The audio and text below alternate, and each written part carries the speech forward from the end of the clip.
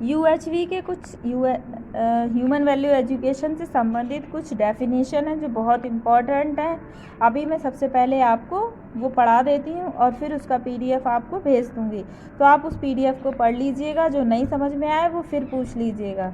तो सबसे पहले है इथिक्स, मोस्ट इम्पॉर्टेंट। सबसे पहले इथिक्स। इथिक्स मीन्स नीति शास्त्र, यानी कि the definitive is of human conduct in terms of value policies and character is termed as ethics. मानव, जब हम मानवीय कार्यों को, वैल्यूज, मूल्य, नीति और चरित्र को ध्यान में रख करते हैं तो वो सारे कार्य हमारे इथिक्स कहलाते हैं। The ethics in the living of an individual can be imbibed only through inculcation of values, policies and character, and this is possible through the process of ensuring right understanding through self exploration.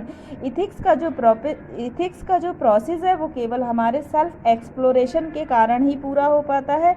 जब हम अपने character में सही नीतियों को रखकर, सही values को रखकर, सही कैलकुलेशन के द्वारा अपना जीवन जीते हैं, तब हमारा जीवन में जो बदलाव आता है वो हमारे जीवन का बदलाव ही इथिक्स कहलाता है।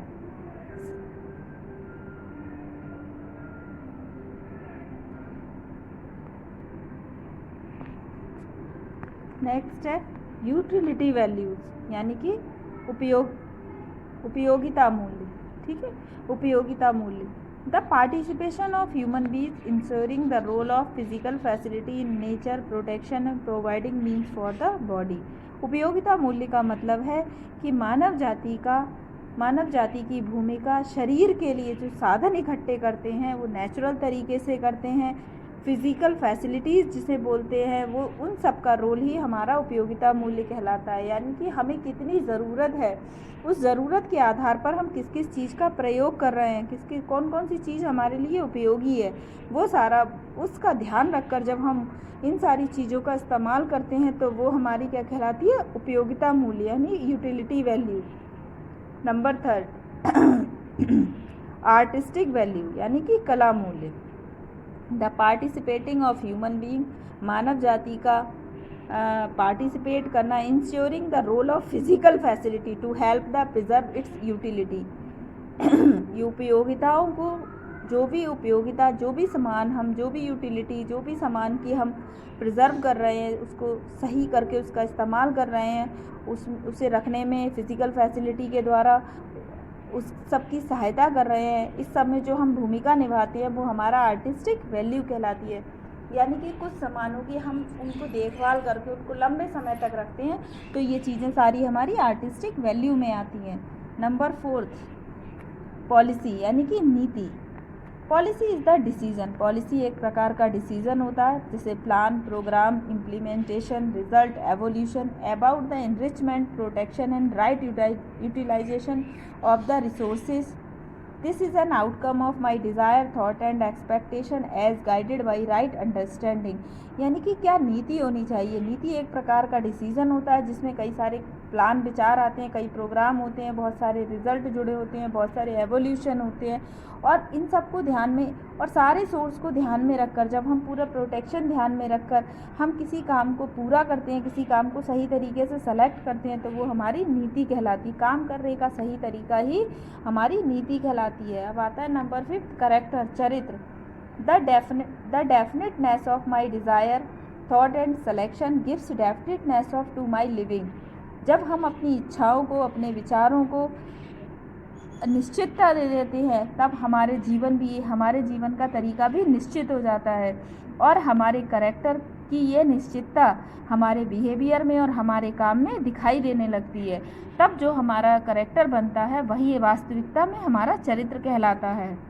नंबर 6 प्रोफेशनल एथिक्स, यानी कि व्यावसायिक नीति शास्त्र। Professional ethics means to develop professional competence with ethical human conduct. व्यवसायिक जो नीति शास्त्र है उसका मतलब है कि हम अपने व्यवसाय को किस किस तरीके से उसका निर्माण कर रहे हैं, और जो उसमें मानवीय कंडक्ट हैं वो जितने भी मानवीय कार्य हैं वो नीतियों के साथ होने चाहिए। Ethical human conduct means effectiveness of human conduct, यानी कि नीति शास्त्र के साथ जब हम अपने कामों को पूरा करते हैं, अपने कामों को निश्चितता देते हैं, तब ऐसे सारे काम प्रोफेशनल इथिक्स कहलाते हैं।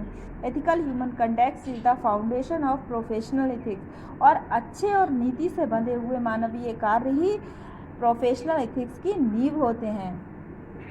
नेक्स्ट है universal human order. Universal human order यानी कि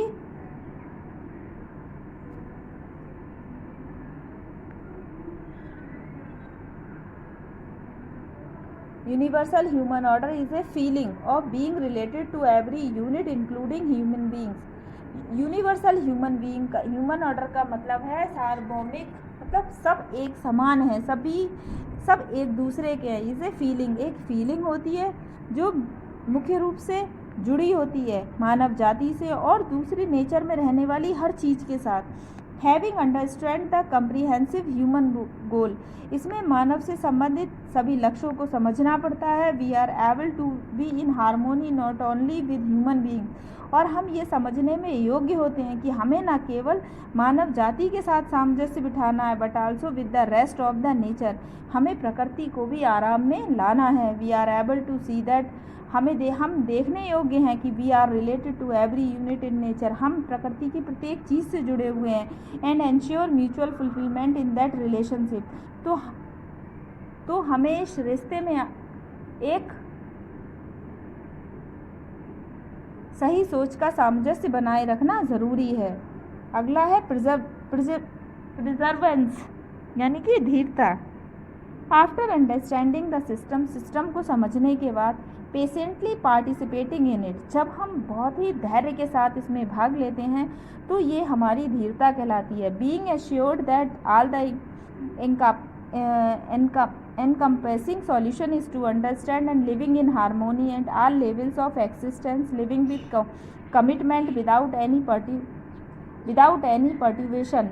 जब हम इन सब चीज़ों को समझ जाते हैं कि हमें यहाँ पर बहुत ही पेशेंस के साथ काम करना है और तब हम सब कुछ समझते हुए सभी स्तरों पर एक सामंजस्य को बिठाए रखते हैं और एक अस्तित्व को बनाए रखते हैं और बिना किसी परेशानी के अपने कमिटमेंट को पूरा करते हैं, तो यह वाला गुण जो है वो हमारा धीरता कहलाता है।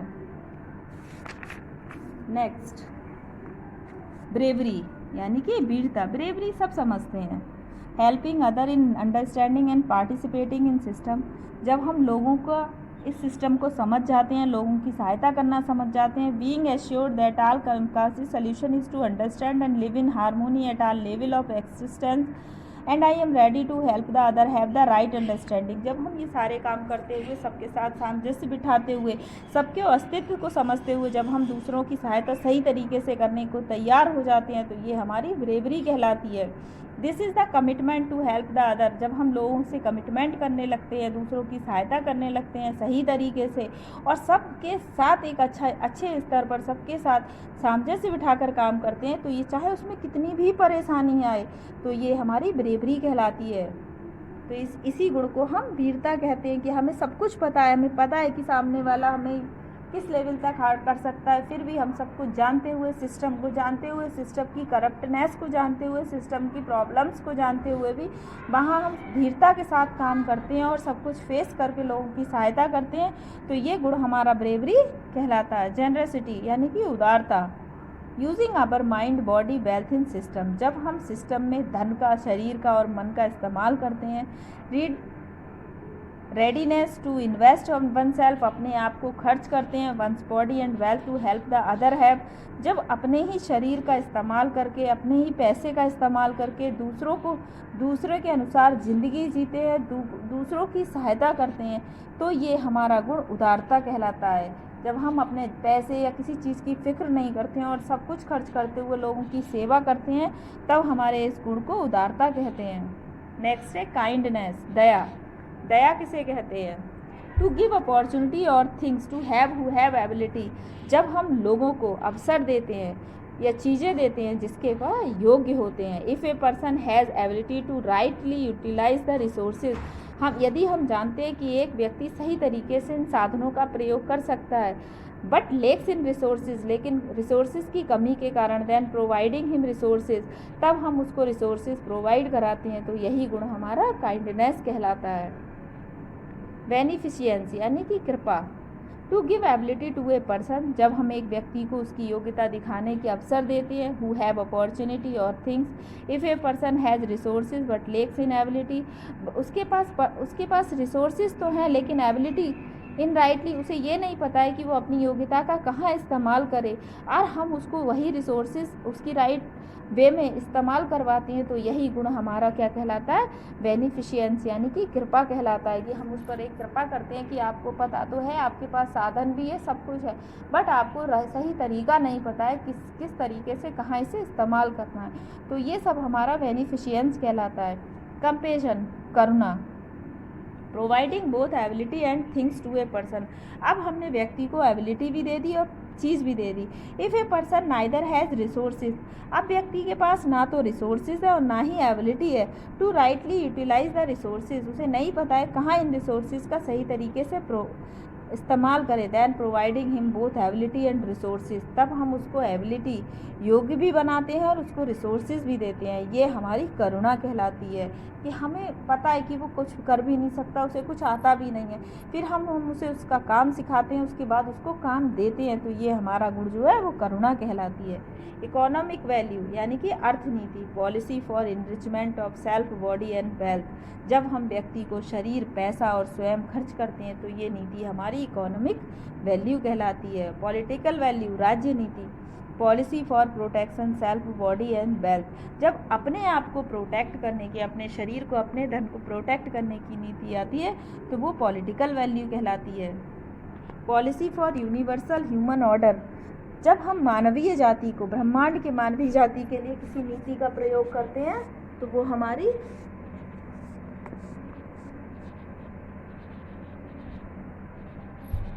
हमारी पॉलिसी नीति, वो हमारी धर्म नीति कहलाती है। Policy for right utilization of self, body and wealth, तब हम सही इस्तेमाल करते हैं अपने शरीर का, अपने धन का और अपने पैसे का। समग्र व्यवस्था, द होल एक्सिस्टेंस इन को existence, nature is submerged in space and both exist in harmony, जब सभी अपने अस्तित्व को दूसरे के अस्तित्व के लिए प्रकृति में सब कुछ मिला देते हैं। Space both exist in harmony, हर किसी के साथ सामंजस्य बनाते हैं। दिस नोन एज समग्र व्यवस्था, तो यही व्यवस्था समग्र व्यवस्था के नाम से जानी जाती है। It is definite and self organization system, इसी कारण से सारा सिस्टम ऑर्गेनाइज्ड कहलाता है। होलिस्टिक अल्टरनेटिव,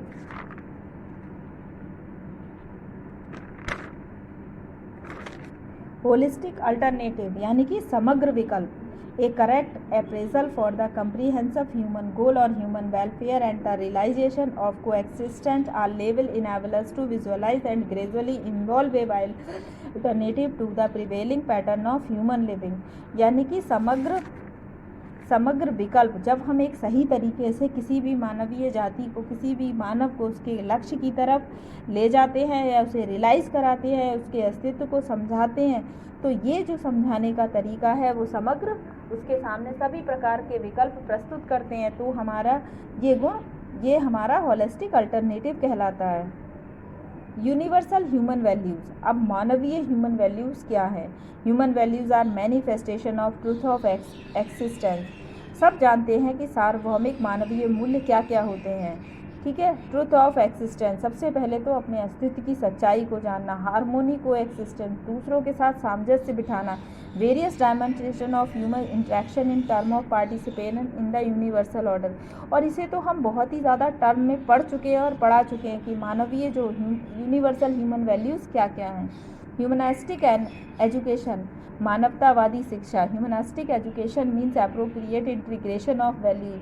अगर हमें मानवतावादी शिक्षा का मतलब समझना है तो सबसे पहले इंटीग्रेशन की वैल्यूज़ को समझना होगा, स्किल को समझना होगा। Human beings are able to understand their physical need, मानव जाति को समझना होगा कि उसकी सही फिजिकल नीड क्या है। अडॉप्ट सुटेबल टेक्निक, सही तकनीकियों को अडॉप्ट करना होगा। And production system to cater these needs, और इन अपनी आवश्यकताओं को पूरा करने के लिए प्रोडक्शन सिस्टम अपनाना होगा। And eco friendly and people friendly manner, और सबके साथ हमें नेचर के साथ इको फ्रेंडली होना पड़ेगा और सभी लोगों के साथ अपने व्यवहार को मित्रवत करना होगा, तो हम जाके मानवतावादी, यही इस प्रकार की शिक्षा सब मानवतावादी शिक्षा कहलाएगी। ह्यूमनिस्टिक कॉन्स्टिट्यूशन, मानवतावादी संविधान, providing clear guideline and policy framework conducive to the development of a unfragmented of human society and a universal human order is humanistic constitution।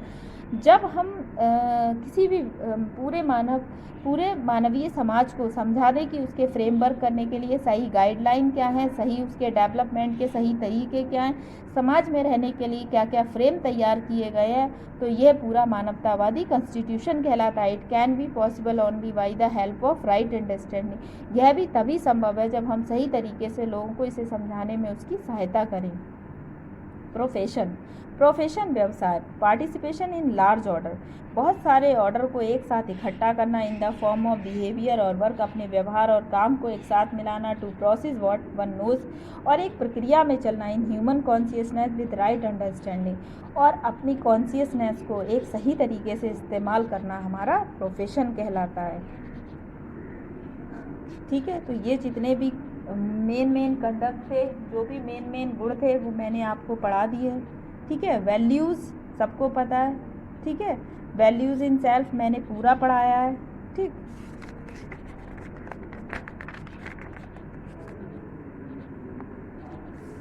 Values of human being, participation, human order, ये भी पूरा पढ़ाया है। Values of human being in the interaction with the rest of nature, ये भी पूरा पढ़ाया है।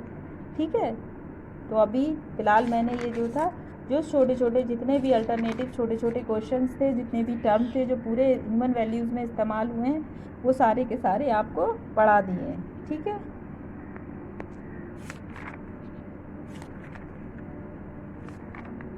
अभी मैं इसका आपको वो बना के PDF बना के आपको डाल दूँगी, तब तक आप इसे ध्यान से देख लो।